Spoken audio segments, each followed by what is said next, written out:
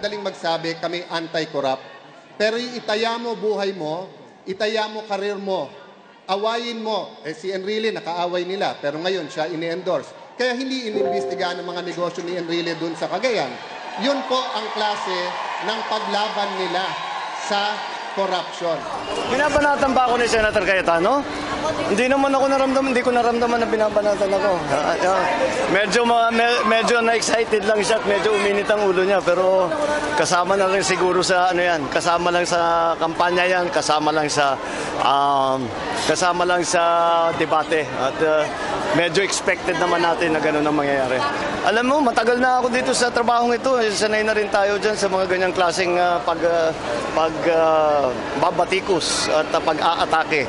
Pero kagaya ng aking sinasabi, at pagka ikaw ay nangunguna, talagang aasahan mong i-atake ka ng iba. Kaya magandang sign din yun. Kaya ako'y nagpapasalamat na lahat ng atensyon ay napunta sa akin. Yung mga tanong na nasagot ko na ay paulit-ulit tinatanong, kahit sagutin ko, inuulit pa rin. Siguro, debate technique. Kasama sa pamumulitika niya yan. Ang tinatanong sa atin ng taong bayan ay hindi sino mas malakas magsumigaw, sino ang mas bastos sa kung kanino, kung hindi sino ang mas magandang programa sa aming lahat.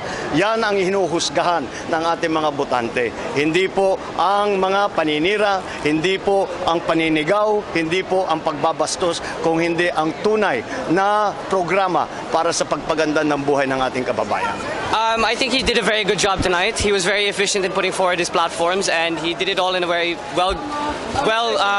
a very good manner. I feel like it's something that's natural when you're number one in the surveys, and there are certain people who aren't doing so well and want to bring themselves up. They have to bring the leaders down. I think he was able to bring over his intelligence, his platforms, and the fact that he was a very articulate, driven person. And I think he was able to set himself apart to the other candidates, which I think was good.